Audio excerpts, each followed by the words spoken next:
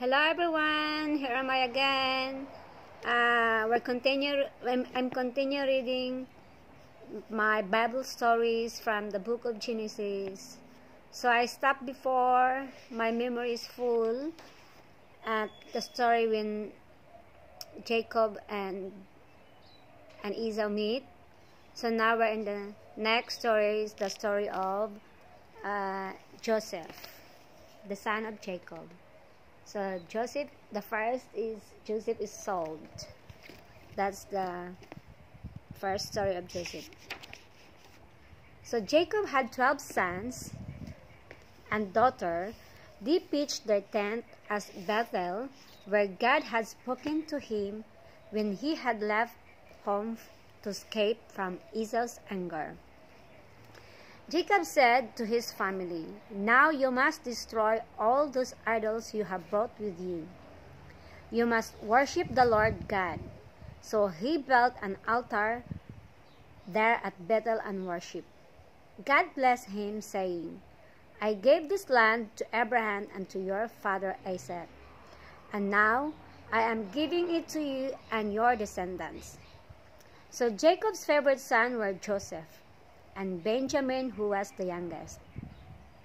When Joseph was 17 years old, Jacob gave him a lovely colored coat. He had never given his other sons anything like that. So they were jealous of Joseph and began to hate him because he was his father's favorite. One day, Joseph said to his brothers, "I had a dream last night, and you were all in my dream. We were binding sheaves of corn. My sheaves stood upright, but all your sheaves stood around and bowed their heads down towards my sheaf." But Joseph's description of the dream made his brother hate him more than ever. "Do you think that we are all going to bow down to you one day?" they asked. Then Joseph had another dream, which he told his father as well. And he said, "Listen to my dream. I saw the sun and the moon and 11 stars, and they all gathered around my star.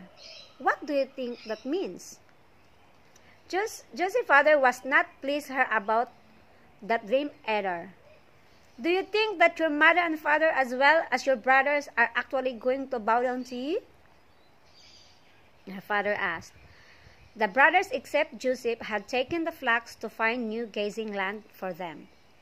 Some days later, Jacob said to Joseph, "Go and see if all is well." After some time, Joseph found them, but they saw him coming. And then they said, "Here comes the dreamer. What shall we do to him? Let's get rid of him. Let's kill him. We can tell his father that some wild animals has eaten him. Then we'll see what happened to his dream." But Reuben, the oldest brother, spoke up. "Let us not shed his blood. Why don't we just throw him in this pit and then leave him there?" Reuben thought that he would come back later and save the lad. So when Joseph came to them, his brothers took hold of him, pulled off his colorful coat, and threw him into the pit. But Reuben went away while the other brothers sat down to eat their meal. As they were eating, they saw some Ishmaelites coming, their camels laden with spices to sell in Egypt. Then the brothers had another idea. "Let us sell Joseph to the Ishmaelites. We don't want to kill him, do we? After all, he is our brother." So they pulled Joseph out of the pit and sold him to the traders for 20 pieces of silver. Later, when Reuben came back and looked into the pit, Joseph was gone. "What shall I do?" he cried. "What shall I tell my father?" The brothers told him what they had done. Then they killed a goat and dipped Joseph's beautiful coat into the blood and took it home to their father. And they said to their father, "We found this. Is it your son's coat?" And Jacob tore his garment in anguish. "Some wild animal has devoured him. He has been torn to pieces." Jacob cried, and he wept and mourned for his son for many days. All his family tried to comfort him, but he said, "I will mourn for my son Joseph every day until I die." But what was happening to Joseph? In Egypt, he was sold as a slave to Potiphar, who was captain of the king's bodyguard. Joseph became Potiphar's slave and worked in his house and on his land. He did his work well, and God was with him. Soon Potiphar found that Joseph was a reliable worker and could be trusted. He began to give him more and more to look after, until Joseph was put in charge of all Potiphar's affairs. "Since you have come, my house has been a very happy one, and all has gone well," Potiphar told Joseph. Now Potiphar's wife saw that Joseph was young and attractive. She wanted him to make love for her. But he said, "No, my master has wholeheartedly placed his trust in me with everything. I cannot betray him." She kept on asking him, but Joseph would have nothing to do with her. One day, she pulled his coat off him and called out to the other servants and told them, "This man tried to molest me." When her husband came home, she told him the same story. "Why did you bring this wicked Hebrew slave here?" she demanded. And Potiphar believed what she said, and his anger burned against Joseph. He sent him straight to prison, although he had done no wrong. But the Lord was with Joseph in prison too. Joseph behaved himself and worked so well that the jailer put him in charge of all the other prisoners. Whatever Joseph did and wherever Joseph was, God blessed him. One day, the king of Egypt became angry with his head baker and chief butler, and threw them both into the prison. They both had a dream one night. In the morning, when Joseph saw them, he said, "What happened to you? Why are you looking so glum this morning?" They answered, "We have both had a dream, and we cannot tell the meaning." And Joseph told them, "Everything has a meaning, and the Lord God knows the meaning. Tell me your dreams." So the chief butler, whose job was to look after the king and all his drink, began his story. "In my dream, I saw a grapevine in front of me. It had 3 branches. It was full of lovely grapes, and squeezed the grapes into Pharaoh's cup and gave it to him. What does it mean?" And Joseph replied, "This is what means. The 3 branches mean 3 days. 3 days from now, Pharaoh will release you from this prison, and you will be serving the king his drinks again." So the chief baker was cheered when he heard the meaning of the chief butler's dream. So he told his dream to Joseph.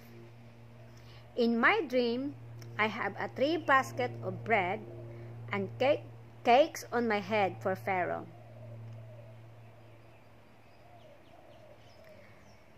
Then the birds came and began to eat out of my basket. What does it mean?" And Joseph answered, "It means that in 3 days, Pharaoh will take you out of prison. You will be hanged, and the birds will come and eat your flesh." It happened exactly as Joseph said. Before the butler was released from the prison, Joseph asked him if he would do him a kindness. "I was taken away from my home and sold here as a slave. I have done nothing wrong to cause me to lock in here. Will you speak to Pharaoh and ask him to get me out of this place, please?" But the butler forgot all about Joseph when he returned to Pharaoh's palace. Pharaoh had a dream. 2 more years passed by, and Joseph was still in the prison. No friends visited him, and there had to stay. One night, Pharaoh, king of Egypt, had a dream. It was very real to him. In his dream, he was standing on the brink of the river Nile, and he saw 7 beautiful cows come up out of the river. They looked so fat and healthy. After them came 7 skinny and scrawny cows. The thin, ugly cows then ate up the lovely, plump ones. Pharaoh awoke and was troubled. Afterwards, he fell asleep again and had another dream. Now he saw growing 7 ripe ears of corn, looking healthy and good. 7 more ears of corn appeared, all shriveled up by the hot east wind. These 7 bad ears swallowed up the good, healthy ears of corn. So in the morning, when he woke up, he wondered whatever these 2 dreams could mean. Surely they meant something. He called all his wise men and magicians to come to him, and he told them his dreams. What do they mean? Pharaoh wanted to know. They listened to the king. They looked at one another, but they could not think of any meaning of these dreams. Pharaoh's chief butler was there, and suddenly he remembered something. And he said, "O king, I should have told you before this. When I was in prison with your head baker, we both had a dream the same night. We worried, and young Hebrew fellow in the prison explained to us the meaning of our dreams. He told your head baker that in 3 days he would be executed, and he was. He told me that in 3 days I would be released and have my job as a chief butler back again. And it happened exactly what he said." And the Pharaoh demanded, "Where is this young man? And what is his name?" And Joseph quickly changed out of his prison clothes, washed and shaved himself, and came before Pharaoh. And Pharaoh said, "None of my wise men can tell me the meaning of the dreams I had last night, but I heard that you can truly tell their meanings." And Joseph answered, "No, not I. God will give Pharaoh the meaning of his dream." So Pharaoh described the 2 dreams to Joseph. The 7 plump cows he had seen, and what happened to them, and the 7 good ears of corn, and what happened to them. Then Joseph answered, "The 2 dreams are about the same thing and what is going to happen. God is showing Pharaoh what he is going to do. The 7 good cows and the 7 good ears of corn represent 7 years. There will be 7 very good years of harvest, and there will be plenty for both cattle and men to eat. But in the next 7 years after this period of plenty, there is going to be drought and a terrible famine, and there will be no food for the people. Men and animals will starve." God gave the dream twice to Pharaoh so that you will know that this is certainly what will happen. Now Joseph continued to the king, "Let Pharaoh choose a wise man to arrange the construction of great building in which to save the grain, so that food may be stored up during those good harvest time which are coming.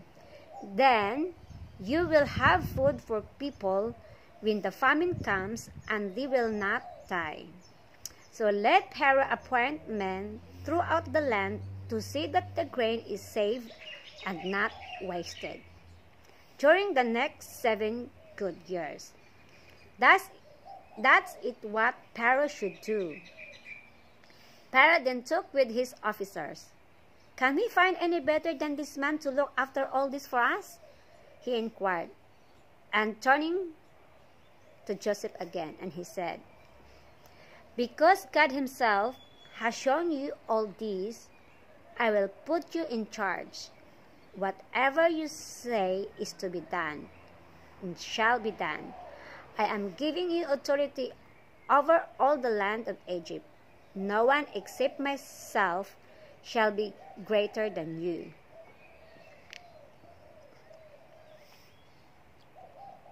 Pharaoh took off the splendid ring from his own finger and put on Joseph's hand to show the honor he had given him.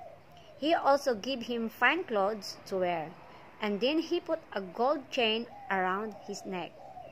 So Pharaoh made Joseph his chief minister of state, and also put him in charge of his palace. Joseph came from prison to be the first minister in one day. He rode in Pharaoh's chariot as second in command, and traveled throughout the land to organize the work, building granaries and storing the harvest. Soon it all began to happen as Joseph had said. There were 7 years of bumper harvest, and the grain silos overflowed. Joseph was not 30 years old. He married, and 2 boys were born to him. The 7 years of plenty came to an end, and the 7 years of famine began. In all the countries around, the crops failed, and the people began to grow hungry. But in Egypt there was plenty of food. People from other lands heard that there was plenty of grain in Egypt, and they came to see if they could buy some. Pharaoh sent them to Joseph. He opened the granaries and sold them the grain he had carefully stored away. Joseph's brothers. Meanwhile, in the land of Canaan, Joseph's family was running out of food, for there had been no rain and nothing would grow. When Joseph's father heard that there was a corn in Egypt, he said to his son, "Why don't you go down to Egypt? I heard that they have plenty of grain to sell there. If you do not go and buy some, we shall all starve to death." Jacob's 10 sons therefore saddled their mules and made their way to Egypt. Benjamin, the youngest, they left behind, for he was his father's favorite son. Now that Joseph had gone, and his father did not want anything happen to him. When they arrived in Egypt, they found many people from other lands who wanted to buy corn as well. As Joseph was the governor of all the land and in charge of the sale of grain, the brothers were sent to him. The last time the brothers had seen him, he was only a lad of 17. Now he was dressed differently from them. His face was shaved, and his hair was arranged in the Egyptian way. Around his neck was Pharaoh's great gold chain. Servants waited on him. Men weighed out the grain. Others collected the money and kept a record of what was sold. It came to the turn of these 10 shepherd men from the hills of the land of Canaan to ask Joseph for food for their families. They looked at him with great respect and bowed down in front of him without thinking for 1 minute who might be. But Joseph recognized them, and he remembered his dream for long ago. They were his own brothers. The dreams had come true, where they were bowing down before him, just it had been in his dream. Joseph wanted to tell them who he was and to ask about his family and the young brother, who was not with them. What sort of men were they now? Did they have hard thoughts in their heart as they had when they had last seen them? So he scolded at them. Where do you men came from? He demanded. You are spies and had to come to spy out the land. What are you doing here? And the brothers protested. We are not spies. We are all brothers from one family. We came from Canaan and are honest men. Our father had 12 sons. One is dead and other is at home. We have come only to buy food for our families. They are hungry. Joseph was very happy to hear that his young brother Benjamin was alive and at home. But he still spoke sternly to the brothers. How do I know? You are spies. Suppose you prove that you are a true man. You will not leave Egypt until I say other brother. One of you will go and get him and bring him here. Then I shall know whether you have a younger brother or not. With that, he put them all into prisons for 3 days. After 3 days, Joseph saw them again and said, As I am a man who respects God, I will let you go this time and take the food for your starving families. But one of you will stay here in prison until you bring back your youngest brother. Then I shall know that you speak the truth. If you do not bring him, the brother you are leaving here will die.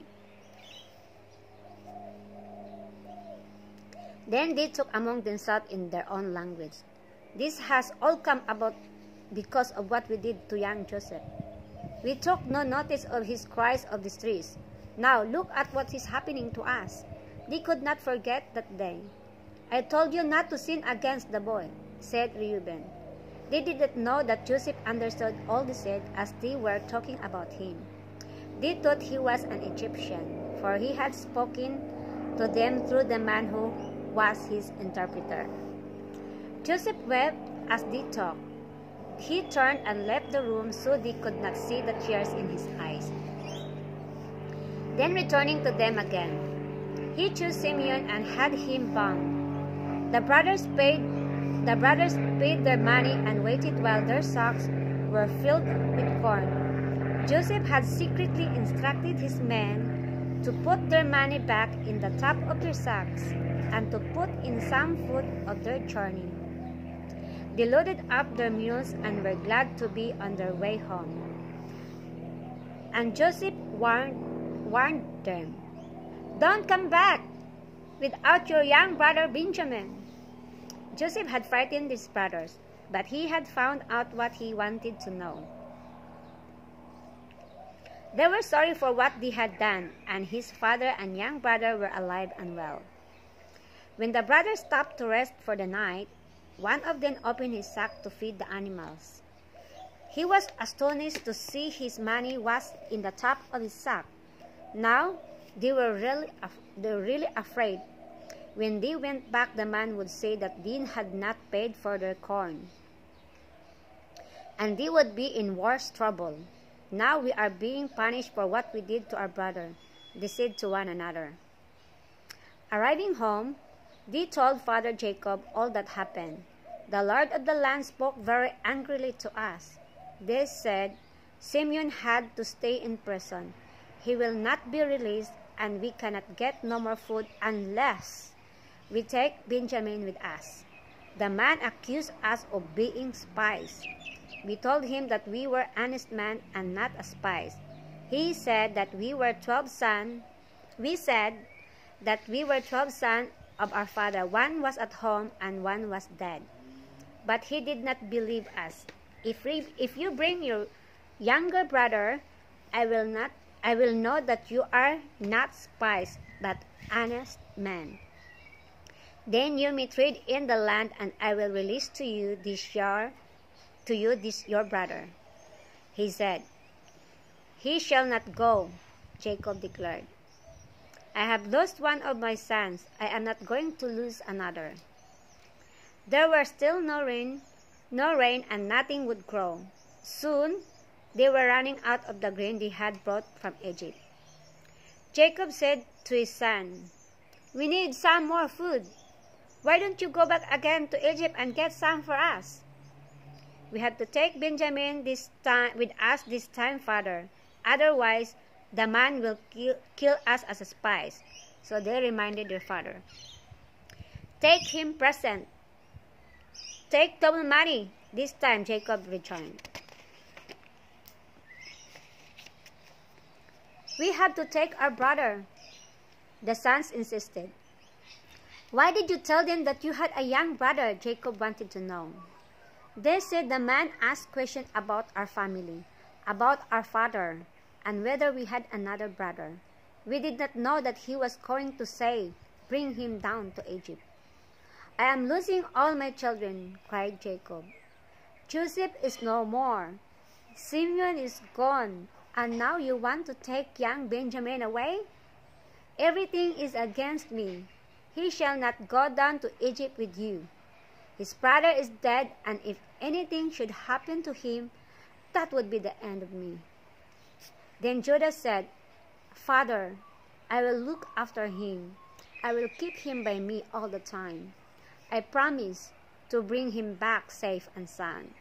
If we stay much longer, we shall all die for lack of food. We cannot go down without Benjamin." The man said, "Don't ever come back again unless you bring your brother. If you do not send him, we shall not go. But if you do send him, we shall be able to get a grain again, and our little ones will live. Otherwise, we shall all die of hunger. Send the boy with me. If I do not bring him back, I will bear the blame before you all my life." At last, Jacob agreed to let Benjamin go. "Take some of our best things of present for the man and take double the money with you.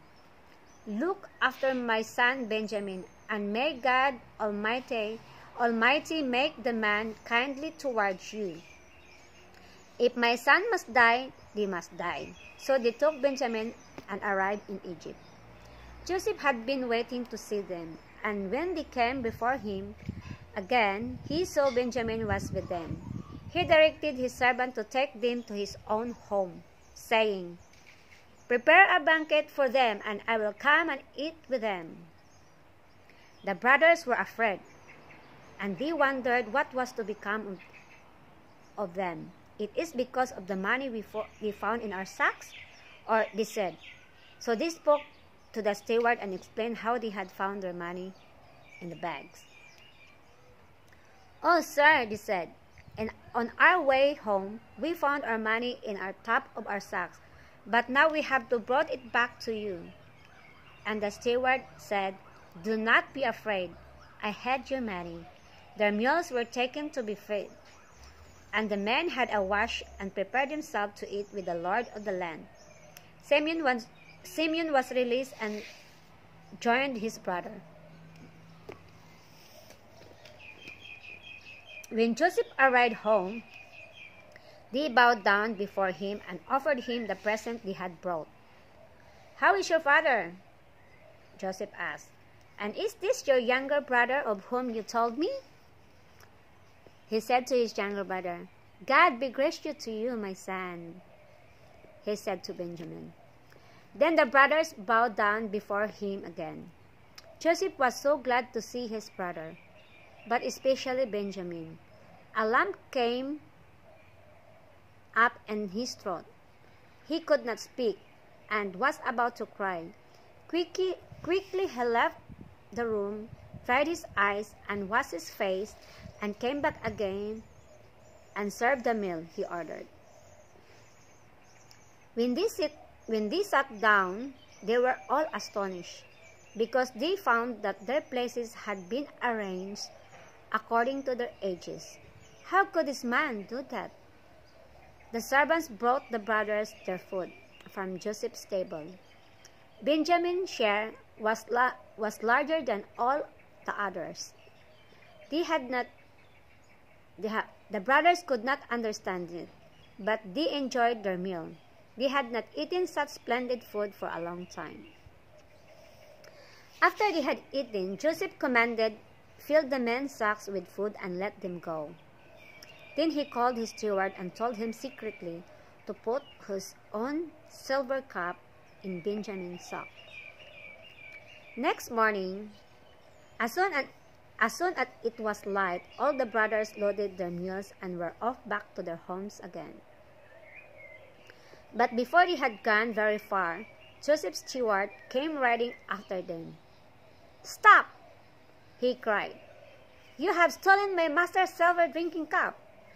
Why have you done this after all his kindness to you?" And "What should your servants do a thing like that?" they exclaimed. "We would not do that. Didn't we bring back the money we found in our sacks last time? None of us would steal your master's silver cup." And the steward answered, "It is gone now, and it was there yesterday. One of you has stolen it. If any one of us has stolen the silver cup, he shall die," they said. And the steward replied, "Very well." Then the sacks were taken off the backs of the mules and opened the steward. He began with the eldest brother. When he came to Benjamin's sack, he found the cup hidden in the corn. The brothers could not believe it. They stared in horror, and in despair they tore their clothes. "You will have to see my masters again," the steward declared. The animals were loaded. They turned back again to the city and arrived at Joseph's house. Once more, they bowed down before him. "What can we say? What can we do? God is punishing us for our sins. We will be your slaves, only the one in whose sack my cup was found." Joseph said, "I am not going to punish you all. The rest of you may go home to your father." Joseph wanted to know whether they would leave their brother behind in Egypt. Then Judah went up to Joseph. "May I speak a word to you, my lord?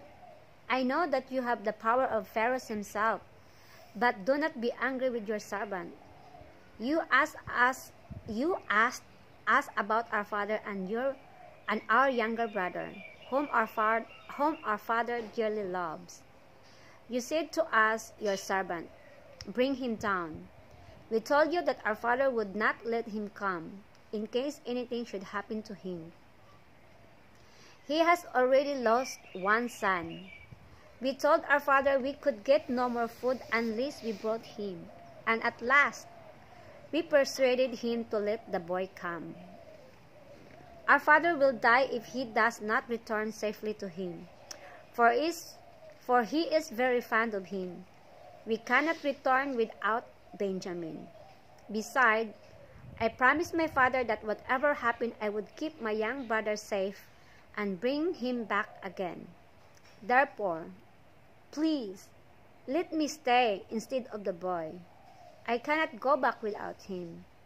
My father would die if the son he loved so much did not come home again." "Everyone leave the room except this man," Joseph commanded. When they had all gone, he broke down and wept. The brothers were astonished. What was happening? And he cried, "I am Joseph." They looked dismayed. They could not believe him. Is my father really alive and well?" he asked. They could not speak. "Come near to me," he said, and they came near. "I am your brother Joseph, whom you sold into Egypt. It was really God who sent me here to preserve life in the time of his great famine. God made me to be Pharaoh's first minister. There are to be 5 more years of famine still, but we have grain stored up to save your life. Now, go back quickly to my father and tell him what God has done. Tell him to come down here, and you bring all your families, and I will look after you. Can you not see that it is your own brother Joseph who is talking to you?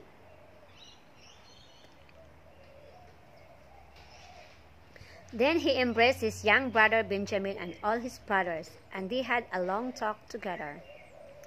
The brothers then prepared to hurry back to tell their father that the Lord of the land was none other than his son Joseph, whom he had thought was dead. Joseph gave them wagons to bring all their baggage, their wives and their children to Egypt. See that you do not quarrel on the way, Joseph warned. So Jacob goes to Egypt. Then brothers hurried back home with Joseph's wagons. Joseph is alive, they told their father, and it is he who is the ruler of all Egypt, old as he was. Jacob was so glad to make the long journey to see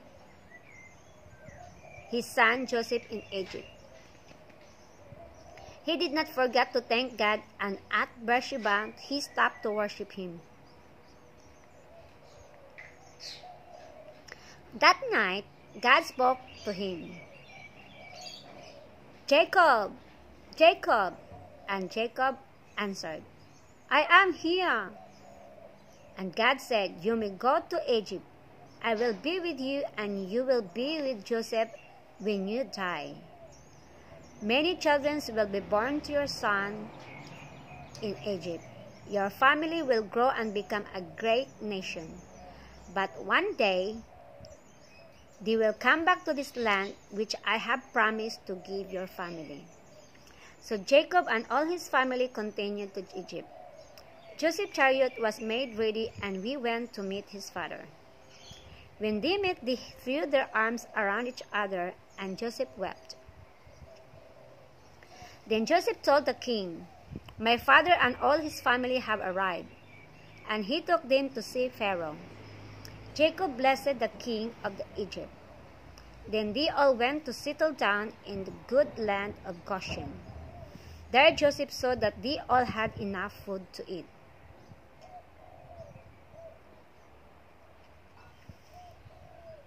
He often saw his father Jacob, who told him about God's promises to Abraham and Isaac.